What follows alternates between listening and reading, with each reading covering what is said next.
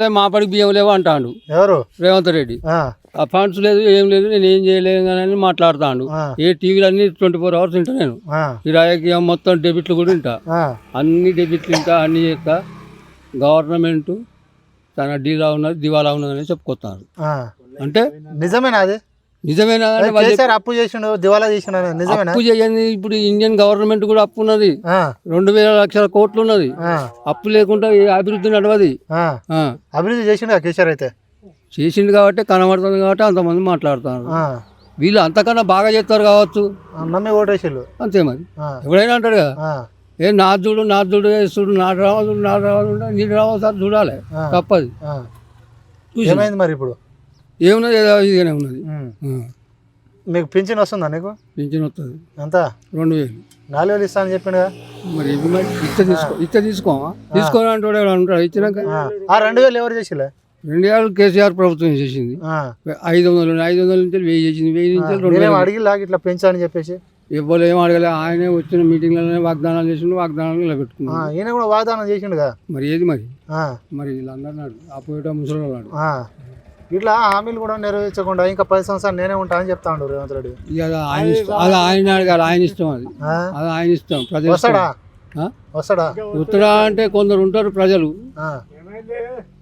కేసీఆర్ పాలన బాగున్నా లేకుంటే రేవంత్ రెడ్డి పాలన బాగున్నా?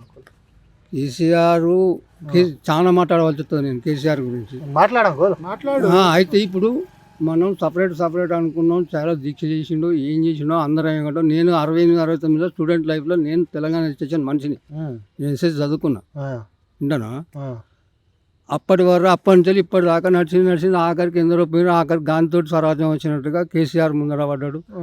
ఇక వాళ్ళకి జాస్తి వచ్చింది, వీళ్ళకి వస్తుంది, మనకు వచ్చింది. వచ్చిన దాన్ని ఎట్లా చక్కగా చేయాలని అసలు ఎద్దు చేసిండే పోయింది. వాళ్ళు అడక తింటున్నాను, వాడు వీడి ఇచ్చేస్తాడని ఫండ్స్ ఉన్నాయని, వాళ్ళు దొరల పాలన అని, ఏలుమ పాలన అని, ఇదని రకరకాలుగా మాట్లాడుకున్నారు. మాట్లాడుకుంటే తన మేధ ఏమున్నదో, మేధాశక్తి ఏమున్నదో. అయినా తెలంగాణ రాష్ట్రానికి 2వ స్థానానికి తీసుకొచ్చిండు కేసీఆర్. తీసుకొచ్చిన ప్రైజులు ఉన్నాయి, ప్రజెంటేషన్లు ఉన్నాయి, గిఫ్ట్లు ఉన్నాయి, వాళ్ళకి వచ్చి గవర్నమెంట్కి వచ్చినాయి, అవన్నీ ఉన్నాయి. అవన్నీ ఇప్పుడు కాదు కదా ప్రసంగం. అంతటి తాటుగా చేసిండు కానీ ఆయన నా దృష్టి ప్రకారం, నా ఓన్ అంచనా ఏంటంటే మనమే ప్రజలు మనల్ని ఆదరిస్తారని గుడ్డి నమ్మకం మీద ఉన్నాడు. ఎవరు? కేసీఆర్. కింద క్వార్టర్ ఏం చేస్తుంది, ఎక్కడ నడుస్తుంది అనేది తెలియదు. ఈ మీటింగ్ అది మీటింగ్ అని చెప్పి దూల్పుడి పెట్టింది. నేను బొంద పెడతావు అని, అది చేస్తా విన్ని ఇది చేస్తా అని మాట్లాడుతాను రేవంత్ రెడ్డి. అందరు వింటారు. నేను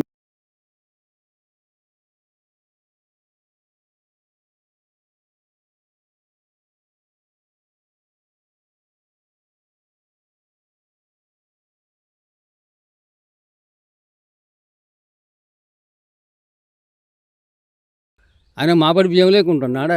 భార్య పిల్లలు దాదుకునే పరిస్థితి లేదు ఆయనకు. ఇవన్నీ ఎవరి కోసం చెప్తారు? ఒక మనిషి ఒక జీవితంలో ఒక పేరు ఉండాలి. ఒక రాజశేఖర రెడ్డి ఉన్నాడు, ఎన్టీఆర్ ఉన్నారు. అట్లాంటి పేరును కూడా నేను సంపాదించుకోవాలి, సార్థకం చేయాలి, చరిత్రలు నిల్చోవాలని తపన ఉన్నది.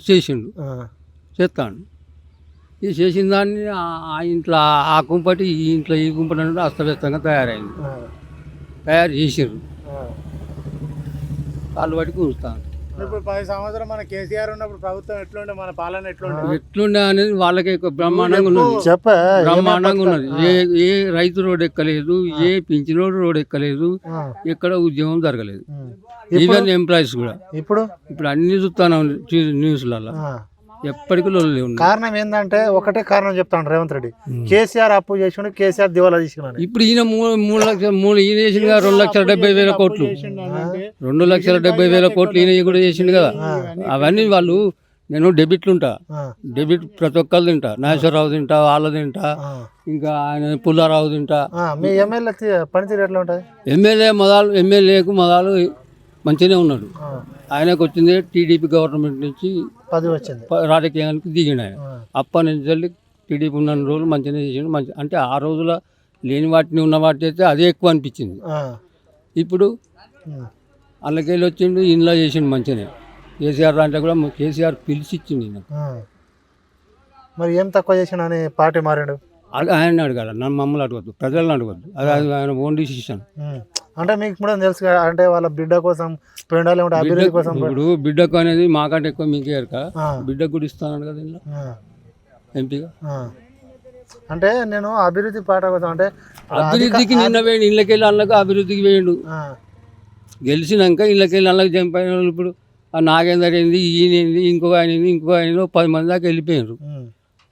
మళ్ళీ వచ్చే అవకాశం ఉందా కేసీఆర్ ప్రభుత్వం? ఆ? కేసీఆర్ ప్రభుత్వం రావాలని అయితే పల్లెలు కోరుకుంటాయి, ఆ, పట్టణాలు ఏం చేస్తే మాకు తెలియదు. Okay right.